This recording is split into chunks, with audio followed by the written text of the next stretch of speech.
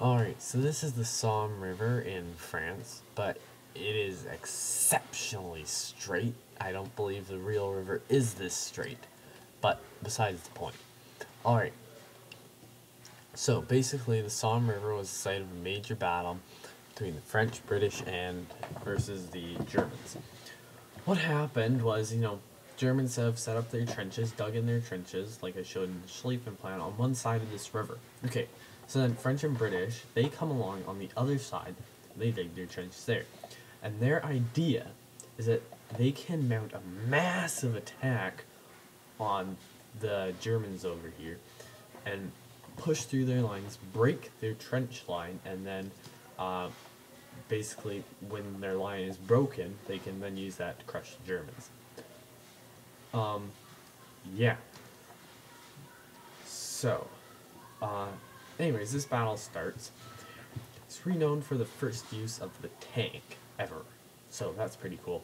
So the French and British, all British colonies, of course, with the tanks, they march across, attack the Germans. Now, they do push the Germans back, but they still don't get very far. I mean, they push back quite a ways, but they lose huge numbers of men.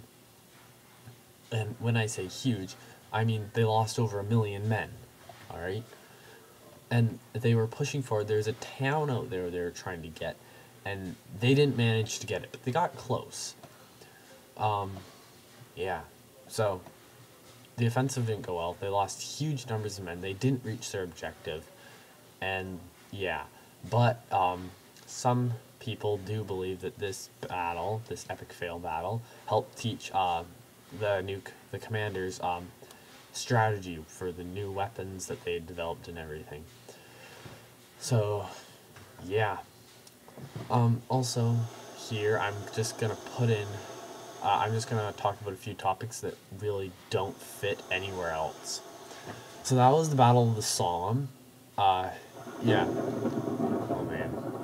Hold on, this could be dangerous because I do have some TNT around the place.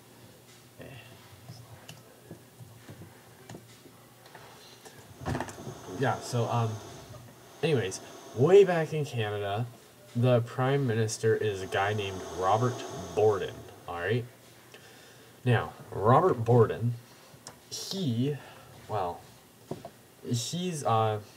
elected after Wilfrid Laurier, and he was the one who sent Canada to war and everything, when the, British went to war.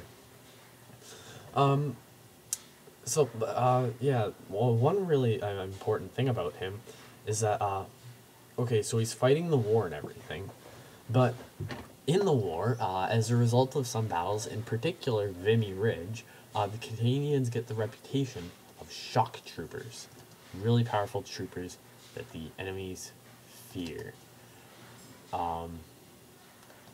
Yeah, so, basically what this means now is that, Robert Borden, that the British and French probably want basically Canada to provide more troops. Because remember, their peacetime standing army was only 3,000, and like their whole army throughout the war was only a few 100,000. I mean, it pales in comparison to other armies. Russia alone had something like 5,500,000 men. It's nothing. Canada is nothing compared to that. Alright? But we did get this big reputation, so they were wanting more men. Alright? So yeah, in a way to get more men, basically Robert Borden was convinced, I think by the Prime Minister of Britain, that they needed to have conscription, basically to force people into the war to fight. Well, half of Canada doesn't like that. So, coal miners don't like that because they need more people to mine coal and they're having miners taken away. Farmers don't like that for the same reason. They need people to farm food and they're having their people taken away. Industry workers, of course, don't like that because the industry workers didn't like it because they felt they were already contributing to the war by building military vehicles and such. and, well, they didn't want to be forced to join the war when they thought they were already helping it. So they were mad about that. Then a lot of the French were mad because, okay, you know, some of the French do feel connections to France, and they do feel the need to fight, right? You know, it is their home country, but at this point, it's been like at least a century since you know, they ended up becoming part of, well, not France. So a lot of the new French Canadians don't feel much of a connection to well, France. So they really don't want to be forced to fight in a war that they care absolutely nothing about. Alright? So, as a result of this, oh, and then one other thing. A lot of the Canadian women, well, the ones who have sons or husbands who are of age waiting at home really don't want them to be forced to go to war where they're probably going to die. So, yeah, a lot of people were against conscription. And basically, Borden, he just puts it ahead, and people are being forced into the war. And basically, when election time comes, which did happen during the war, he was like, okay, okay, the vast majority of people don't like conscription.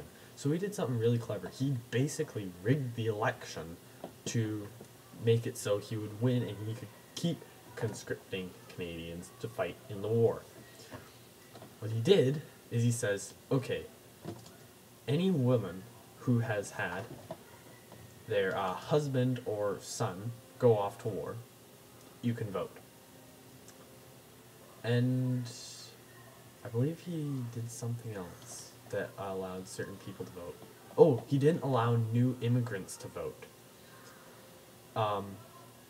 Right. Now, he did this so that basically women who've had their husbands go off to war, well, they're going to vote for him because they want conscription so that more men will go to fight, and so their husbands and children will have better reinforcements and be more likely to survive. Additionally, the women who have them at home, well, like I already said, they're going to vote against it. So he doesn't let the women who who don't want conscription to vote. It was pretty clever.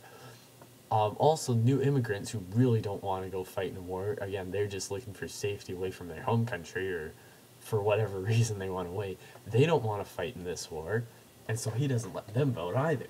It was pretty cleverly done, and in the end, well, he did get elected. He got a majority government, and he probably wouldn't have gotten that if he hadn't tried to rig the election, and he did pretty well.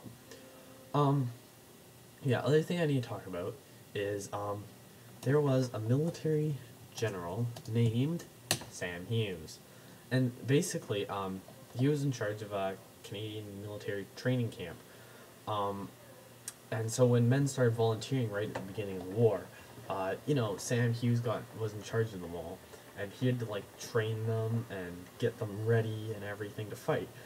Okay, well, first of all, he didn't anticipate the number of men that would come to the war, so, come to volunteer, so he was kind of overwhelmed that way, but even worse, he was kind of disorganized, and, yeah, it just didn't go well.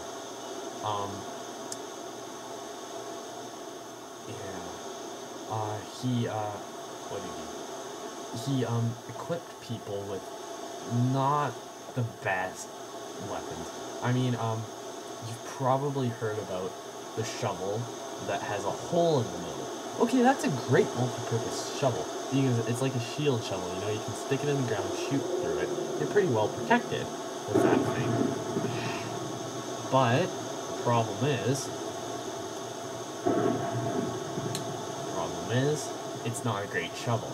And, oh, and then the other weapon that was a problem, it was actually a weapon, was a gun. I think it was it might have been a British kind of gun. Anyways, it jammed a lot in the trenches, and there were quite a number of problems with that gun. It just didn't work well. That plus the shovel, oh man, that caused problems. So yeah, he sort of failed in that area. He got the troops organized amazingly quickly, but he didn't get them very good gear and it was quite chaotic. But yeah, that is Sam Hughes.